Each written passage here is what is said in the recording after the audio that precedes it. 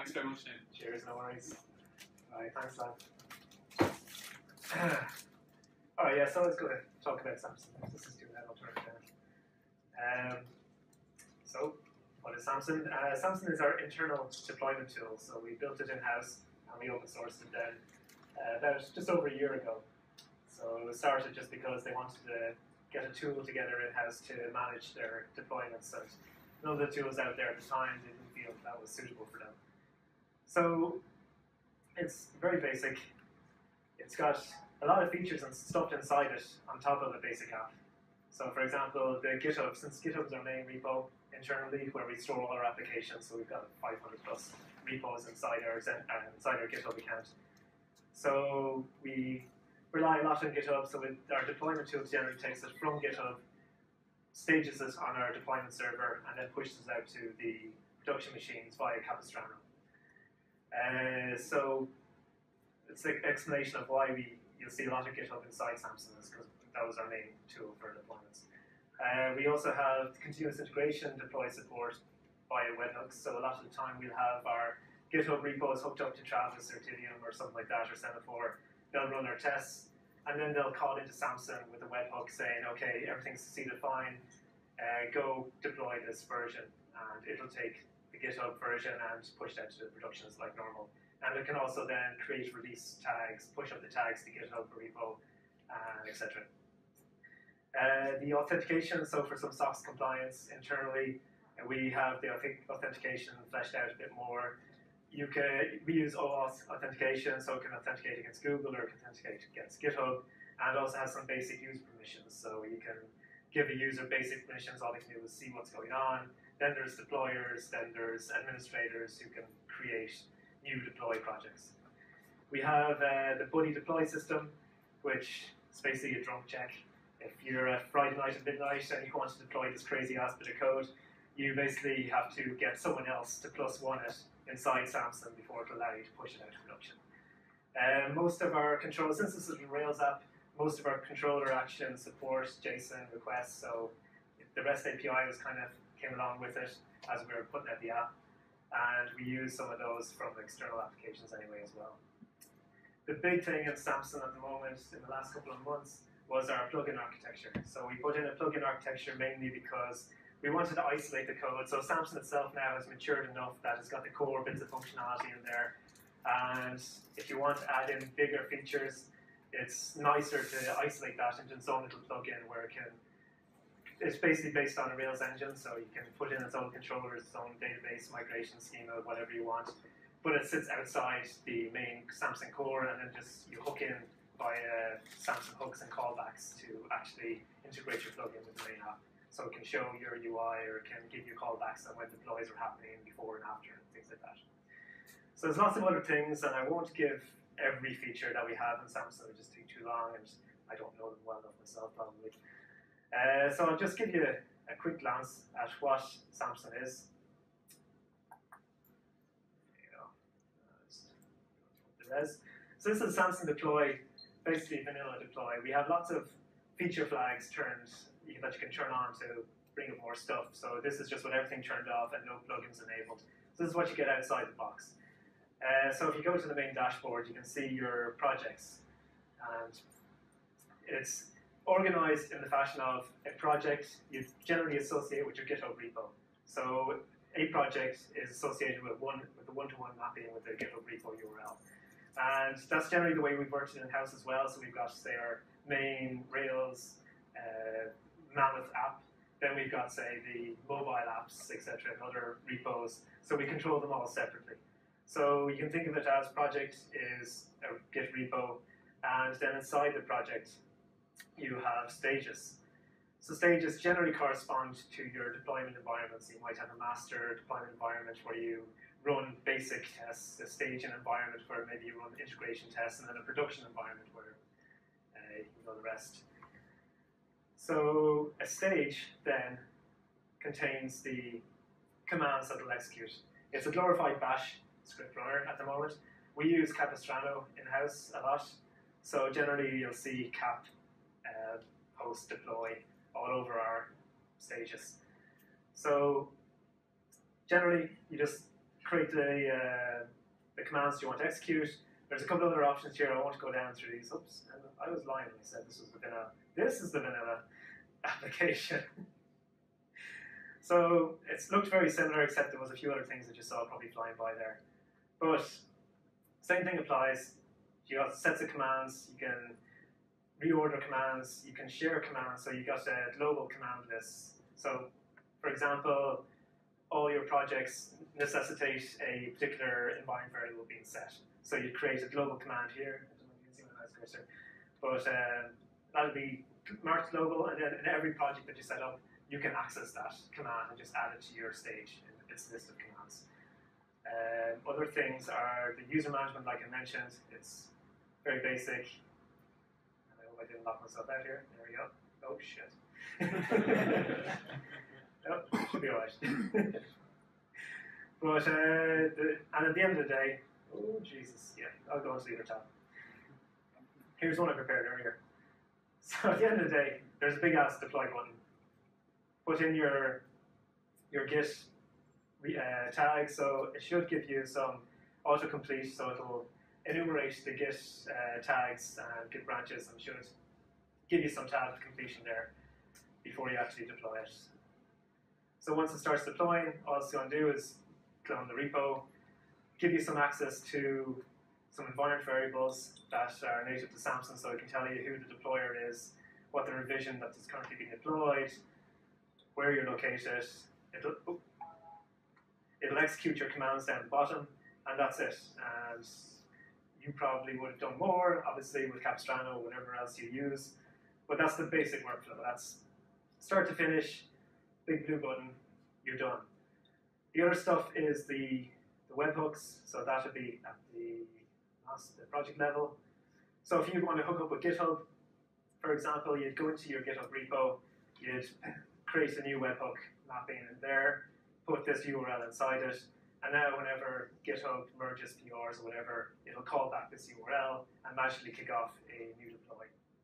And it'll also, if you specify it, it'll tag it with an auto-incrementing version number, push that tag up to the Git repo, and just keep everything in sync. So that's the basic workflow. Since every slide deck needs a very terrible slide, this is my attempt at designing the slide. Basic idea is that we've got manual deploys, we've got continuous integration deploys. Samson will handle both and pipe it out to your deployed environment. So what happens if we turn on all the options? So buddy checks. Buddy check is a feature flag. Once you turn it on, if your stage is marked as a production affecting stage, which you can turn on in Samson, it'll put on this feature, so that as soon as you try and deploy to a stage that affects production, it's going to pop this up and say, hey, look, you need approval here, unless you have special permissions, which currently I do, so I have a bypass button that appears there. But normally a person will only see the stop button. And the other person, you'll send the other person a link, they'll get to the same page, but instead of seeing the red button, they'll see a big blue button saying approve. And they can go ahead and click approve, and your deploy will go ahead. And you get logged as well. So at the moment, you'll see Hender is waiting for a buddy. As soon as the buddy approves it, his name gets put in there, and now you're kind of complicit, and you'll have to deal with the damages. So other things is deploy groups. I'll actually show you this because explanation would confuse the hell out of you. So if you want, the vanilla Samson doesn't really have the concept of the actual deploy environment, so you can turn this flag on and actually get some integration there. So you can say, okay, I'll set my environments, so production, staging, master is kind of standard. And now our data centers, which deploy groups, the name was argued about, we settled on deploy groups. So they kind of map to data centers. In Zendesk, we got 10 plus pods, we call them data centers-ish. So once you set those up, you can come back into your projects and stages, edit one, and now you can say, okay, this master stage affects pod 98. So if I clicked any of these, the buddy check would become active because all those are marked against production. It's a production environment. But the deploy groups give you also other nicer things. So now you can get a dashboard. So you can get an overview of your deployment environment and say, okay, what's installed on production? So here, The yellow lines just denote that there's a difference in version number, so you should probably pay attention. Pod 1 seems to be out of date on a lot of things, so something happened there. Then if you want to drill further down into, say, your data center, you get this very cool graph. Viz.js, highly recommended. Use the pants out of D3 for usability. And you can just kind of drill down and say, okay, well, on the 19th, these 3 deploys happened, and I also noticed my New Relic or Datadog statistics going crazy, so something happened. One of those 3 probably was the culprit, so start investigating from that kind of perspective. You can also get a log of your deploys. That's deploy groups. Docker support, this kind of still a work in progress. We're starting to use Docker. We're trying to use Docker now in production ourselves, so we're actively working on this feature. Where at the moment we've got the basics in place where if you put a Docker file in your GitHub repo, we can now see that. You can mark the project as Dockerized, and you can then create a build using the button. It'll create a Docker image, and it'll push it up to the registry. So you can specify your private Git Docker registry through an environment variable if you don't trust Docker Hub or whatever. And then we got internal plugins to take it the rest of the way at the moment, but they're not really usable by external. It's very specific to us. So limited Docker, but it's there. FlowDoc kind of builds on top of the buddy request system. So if you wanted to enhance it a little bit, instead of having to copy the URL and send it directly to whoever your buddy wanted to be, FlowDoc, I don't know if you've ever heard of it, but it's kind of a glorified IRC chat client. It's got channels and everything. So in here, you can specify that the stage is hooked up to this particular channel. So I don't know, our particular project's name channel. And then you hit that blue button, and it'll send that message to the chat client, and everyone will see it. Give them a link. They can click on the link. It'll open the browser for them, and then they can hit the approve button straight away. So it's much nicer user flow there. You don't have to really do anything. You just keep typing in the chat, please, anyone, +1 me, I'm drunk. Environment variables. So obviously it needs a bit of UI love, but it was designed by another of my engineer friends. It's very basic. So with all this 12 factorization kind of coming on with the microservices, the best practices is to put all your configuration in the environment variables. So we had to build this out. And it's just basic key value pairs. You can then specify down the right-hand side which environment it affects. You can drill down into the particular data centers, deploy groups that it affects. So you can have multiple key values, but have different values for the same key, but affecting the different targets. The same thing with the groups. So you saw that you could have global commands. This is kind of a similar concept where you have global environment variable groupings. So most projects will probably need your database host and port to connect to. So if you have a common MySQL cluster or something like that, you put that into a shared configuration. Now you can drag that into every project that you want. Whereas this particular screenshot is a project edits page. So the top settings will be specific to the project, but the bottom ones, you can just keep dragging them in. They're shared across all projects. There's pipelining. Pipelining was a bit of it's badly named at this stage. The original requirement was just to kick off another stage after the current stage finishes, but I decided, well, there's no reason for limiting to one stage, so you might as well be able to select all the stages you want to kick off after the current stage ends successfully. So it's kind of more in the line of, okay, continuous integration properly, where you got the webhook from GitHub or Travis or whatever coming into your master stage deploys successfully, so you want to kick automatically then off the staging stage and continue down the pipe as long as things succeed. We've got a lot of Datadog integration just because we use it a lot internally. So you'll see a lot of settings considering that. One of them, this is the stage edit screen. You can specify that whenever a deploy occurs, you can tag an event, and that gets sent up to Datadog. And the good thing about that is, say you have a graph in Datadog, you can overlay those events on top of the graph. So that pink line there that you see is one of the deploys. So if something went wrong, and you see that there's a pink line right before something went wrong, it's probably at least a good indication that it was the deploy itself that screwed it up.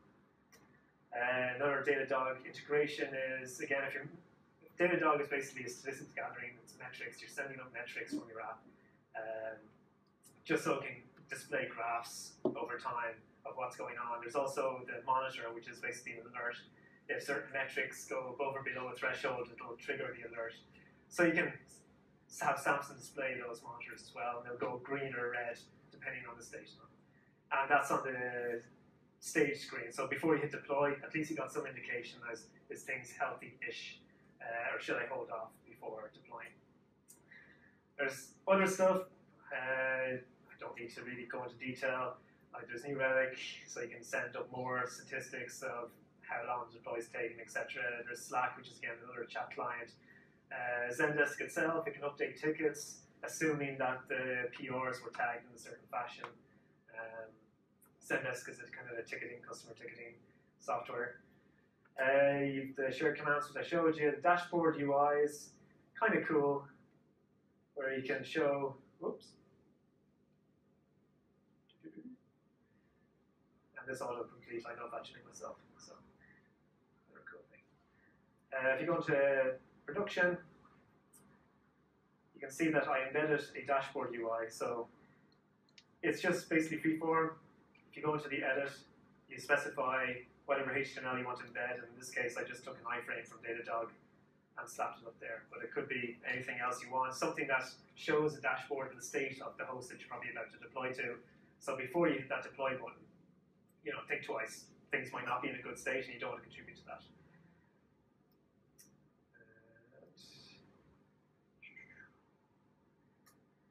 All right, well, I'll give you a brief overview. So all Ruby programmers are aspiring anyway, so you're probably more interested in the technology side of things. So I'll give you a bit over that as well. So the core is really just Rails, Angular, and Bootstrap. Bootstrap because none of us were designers, and it's kind of an easy win. Tag things with appropriate class and they look nice. It's grand. The Angular was just used on a very specific number of pages to speed up the responsiveness. So for example, especially the environments page. So this page loads fast and then it uses Angular to dynamically load the rest of the data.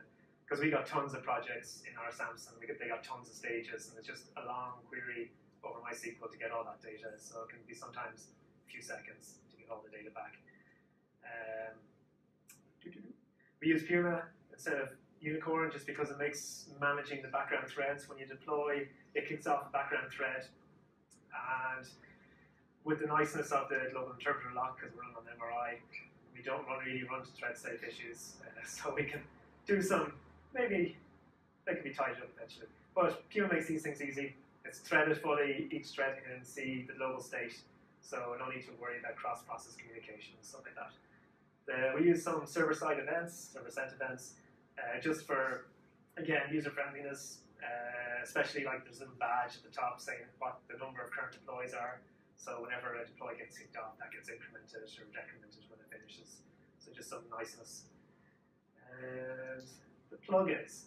So I wanted to go into a bit more about the plugins because my hope is that you'd start writing them and make less work for me, because then I don't have to do as much and we can boast about all this integration stuff. So plugins, as I said, basically Rails engines. I don't know how familiar you are with Rails, but Rails engines are basically micro little Rails applications you can mount on top of other applications. So they give basically the same amount of functionality that a normal Rails app would give you. You can have routes in them, you can have controllers, views, database schemas, whatever you want. So we don't really restrict it ourselves either. You can do the same things in the Samson plugin. You can add your own tables to the database. You can modify the database, with the obvious caveats that you might screw things up. You can override the core classes, the core models, and just keep adding in your own pages even. So there's some plugins that will add on their own pages, their own configuration pages. So the obvious starting point is, well, you want to do something in a plugin. More than likely, you want to affect the deploy lifecycle. So when someone hits deploy, do you want something to occur before it? starts? Do you want something to occur after it starts, or during it's, or when it's running, just after it's finished executing its own commands? So we have various hooks there that you can just basically define a callback in your plugin, and that get run at the appropriate time during the deployed lifecycle. The only difference, the last two, they're kind of similar, but the only difference is the after job execution event is executed right before anything's persisted to the database, and the output stream is still open, so you can still send streams down to the GUI or the viewer. So when you saw this, so many people have this page open on their browsers remotely. This is using the excuse me, the SSE support in Rails, so it uses the Action Controller Live support, and in real time the job starts and it streams out the logs line by line to everybody. So with that event, you can append to this log and everyone will see it, and then it'll get saved to the database afterwards when the next event gets triggered, the after deploy. It's just something useful. Probably you're not going to think about it right now, but it's something useful to keep in mind because people do tend to use it once they realize it's there. The UI, we have the UI hooks, so not only do you have the deploy lifecycle hooks, but you have the UI, so you can add your own customization settings into, say, the stage edit screen. You can add your own, basically, if you wanted to modify the stage model or the stage table in database, you can add fields, and then you'd probably want to modify the stage form to add in the UI to show those new fields and be able to persist them. The deploy form, which I didn't enumerate there, but you can hook into the deploy form, so before they hit that blue button, you can show extra stuff like the dashboard UI equivalent or the Datadog monitors, and just show extra information that may be pertinent before they hit that button. If you're overriding, like adding in fields to core models, you always need the permitted params, so there's a stage permitted params, there's a project permitted params, etc. Because we use strong params in the Rails world to limit what people can create a new instance of a model with. So obviously you have to just keep it in sync. You're adding fields into a model, update the permission params. And I'll go over an example of this. I'm just giving an overview. Say the project tabs view, just keep adding tabs. You want to add 10 new tabs and make it ugly. That's your prerogative. No worries. It'll handle it. The admin menu is our main UI hook. If you're adding brand new pages, the admin menu is where we tend to just shove those in. So I'll actually go over creating a plugin, and why not do it live? Tempt the fates. So, very easy. We have a generator in Samson. Execute that. So I want to create a haircut plugin, because it's another pun, and you love puns. We have the generator basically spit out a nice skeleton for you. It'll create the basics, it'll pre-populate a gem spec, so let's have a look at some of these. You can read all that. Let's leave it there. Okay. So here's our haircut plugin that it just generated. So it created a lot of subdirectories. They're empty at the moment, and if you commit to GitHub, it'll obviously prune these directories because they are empty. But this is just a good starting point if you need put in extra assets. So as I said, it's a Rails engine, so it follows the same directory tree. You have your app, you have your assets. I don't have the controllers directory here because at the time we weren't really sure we needed it. But there is the models, there is the views. You'll see the views is namespaced. That's just to help out the hooks library, just determine where those UI hooks were. So we namespace each of the plugins views. It has its DB, so you can shove your migrations into the DB migrate. The important file, the main file here, is the Samson plugin file, which it creates in the lib directory of your plugin. This is just boilerplate at the top for an engine, but the important stuff's down here, where the generator just prints it out. I don't know if you can read it. Let's see, make it bigger.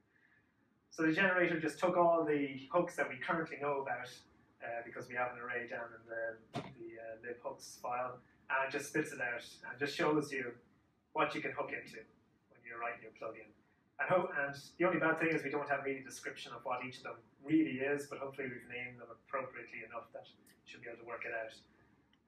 Like the stage form is the stage edit page, project form, likewise, project edit page, etc. Deploys view is where the big blue button is, and the menu, obviously.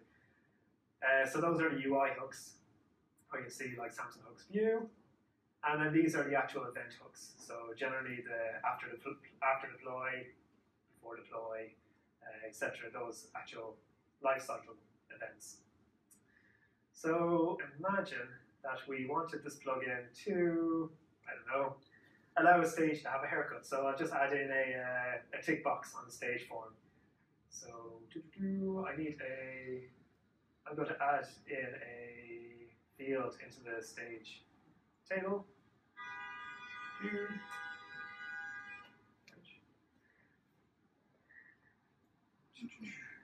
And when you generate a plugin, hopefully this gives you a starting point. It tells you to go to the Samson plugin file to start there, and kind of gives you an overview saying, hey, it's a Rails engine.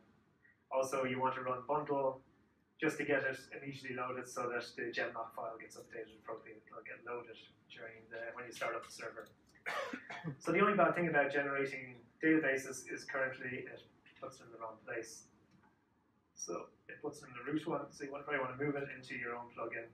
Haircut db migrate directory. Now normally you would run the db migrate, but since I ran through this demo a few times today, making sure it worked, and it's already there, so don't need to worry about it. After that, you want to create a new view because now you want to use the hook to create a new file.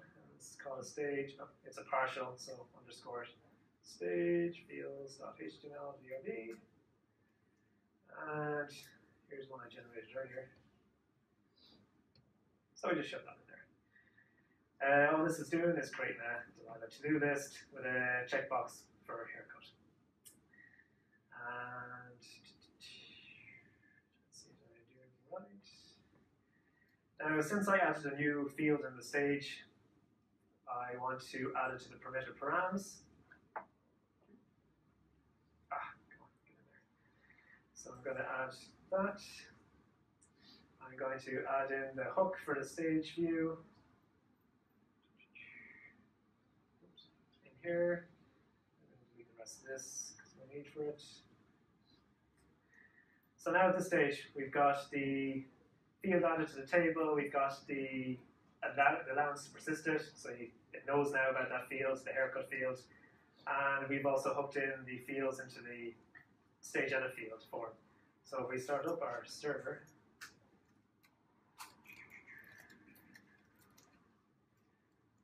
up.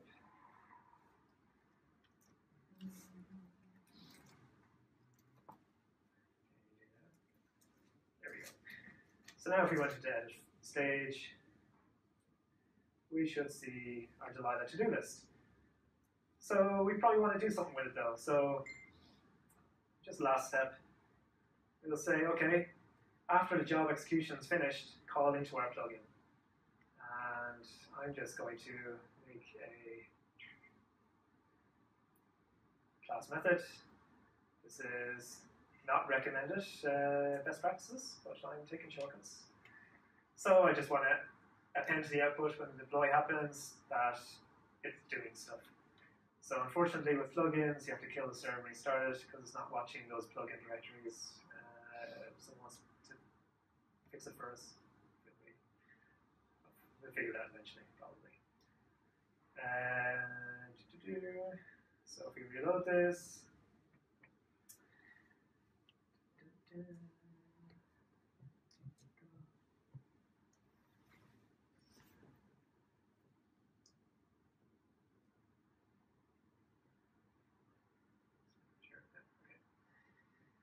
so back to our Delilah plugin,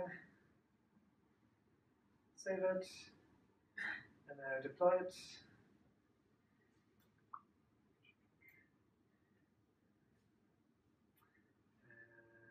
That's just because I haven't done any more statuses. GitHub is saying that there was no events, like there was no Travis events, there was no anything events, so it's a pending state. Doesn't affect you. It'll still do the diff for you, so when you do deploy, it checks that the last deployed one against this deployed one. It'll give you a nice diff. There's no pull request against this, but there's also no changes, but it will list the commits, and then you can click on them, it will navigate you to GitHub, and you can check it out yourself. But if I deploy, sorry, I'm going to bypass, because actually, why not?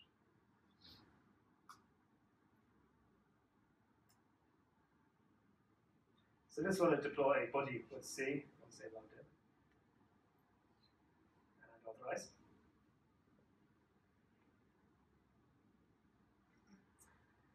Oh, and I guess my lights aren't big enough for that.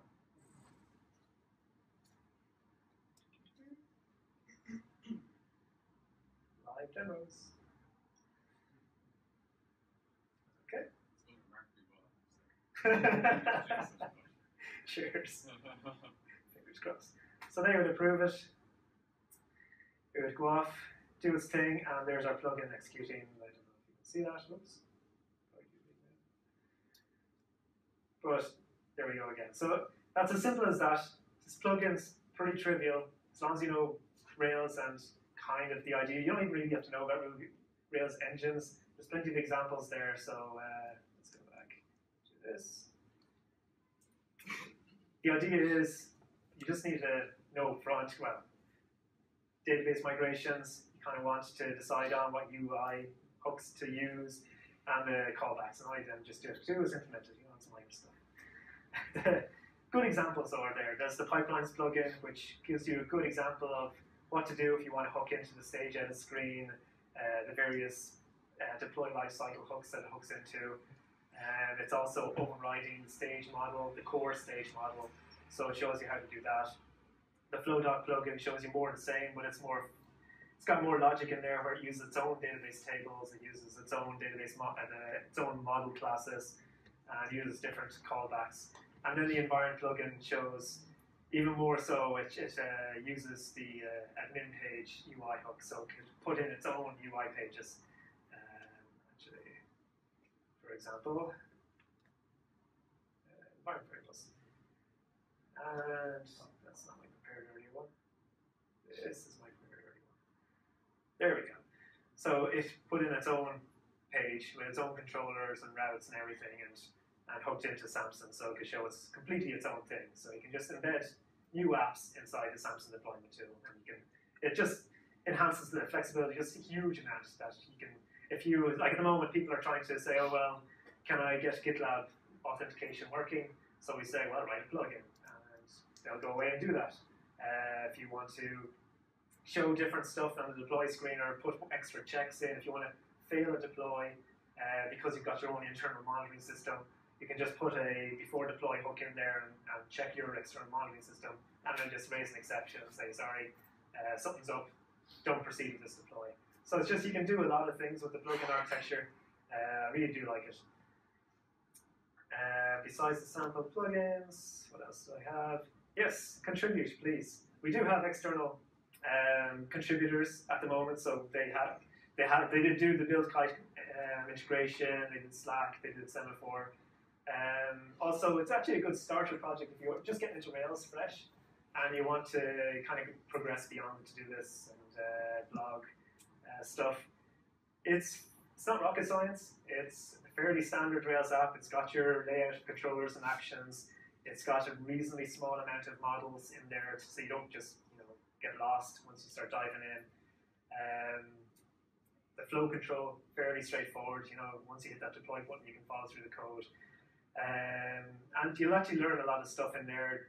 When I went through it, I was like, oh, okay, so how do I override the core stage model from a plugin? And I had to actually use a prepend keyword in the module. I'd never done that before. It's like, oh, okay, that exists. You can not just include or extend modules, but prepend them as a new thing. There's a fair amount of use of the inheritance and the super keyword, so you'll see a lot of inheritance changes, not a lot, but there's a few inheritance changes. It's just observer patterns and just a few other things in there that just, good things to learn if you want to pick an open source project and contribute to it. It's a fair candidate. That image, just fair props to Mario's. He wrote a plugin to do the easy deploy button, and when he hits that deploy button, it's hardwired to kick off a deploy in Samson. So just give him props. And that's it, folks. Cheers.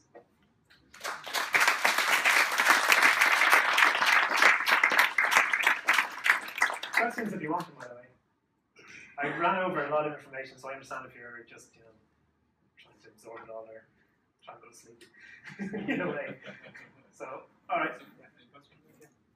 It's a lot of work to build this kind of build system.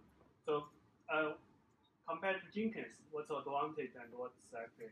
So I like Jenkins. I really do like Jenkins. Okay. I like Samson better in this space because it is just a bit more geared towards deployments itself. It's more specialized. So you can see with the environment dashboards where you can actually see your production environment and versions that are installed on it. Jenkins, it's a bit more, they're trying to squash a lot into Jenkins, and it's very generic. There's a ton of plugins, but again, it's kind of squashed in there. Jenkins can do this. It's just I like Samson more because it's exactly. Thank you. Good work. Cheers. If you want to do a bit more, I'm not sure if you sorry, that be yeah, exactly. Yeah, you can. And we're open as well. You don't have to just use the callbacks and hooks that are there. Because the plugin architecture is so new, we're still adding in extra hooks all the time. So if you find something that I wish you exposed this, because then I want to change it, then it's just a few requests away, and as long as you can justify it, that's same. We'll +1 it and merge it for you. Also, because at the moment plugins are inside the Samson repo, so they're inside that plugins directory you'll see, but we do generate a gem spec, so in theory, and I haven't tried this personally yet, you should be able to create a standalone gem and then just put the gem reference inside your gem file in Samson, and it should be able to pull it in and do the appropriate stuff for you. So. Have you got any clevers or plans for rollback? As I say, a deployment doesn't go right for whatever reason, or half deploys or something. So we have that in-house, because we use Capistrano. If it fails a deploy, it does that two-stage kind of deploy where it deploys to a new directory on the target host, and if things go wrong, it'll just change the symlink back to the old version and restart the service. So we didn't really need to build it in Samson because we already have it in-house via our own deployment scripts. But let's see. Yeah, that again, it could be a plugin. You could hook the after deploy event, see if the deploy succeeded or failed, and then kick off a different deploy to redeploy the last successful deploy, which you can query from the database. Oh, sorry. Say you have this use case. You have a website. You first want to run some unit tests, then you want to run some performance tests, then maybe some other tests, and then after that run deploy.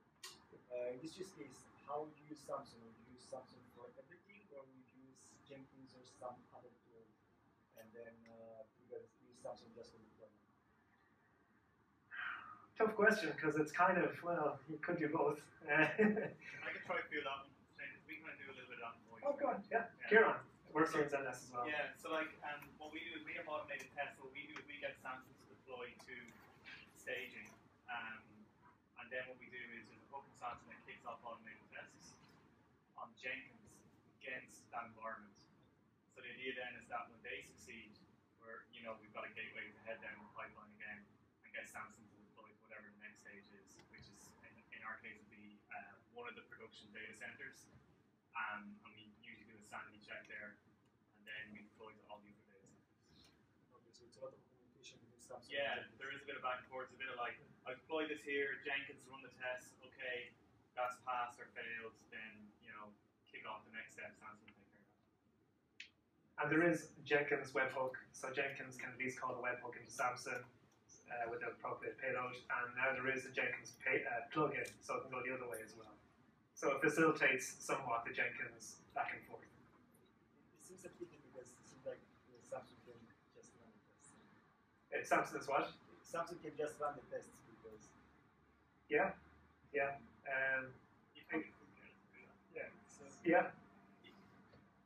Sorry. Also, Jenkins has tons of plugins, which I guess you could, it formats the fancy JUnit output log format and stuff like that. So it has a few other things that Samson doesn't have. You could justify it that way, but yeah, either or. All right. Cheers. Thanks very much. Thanks, folks.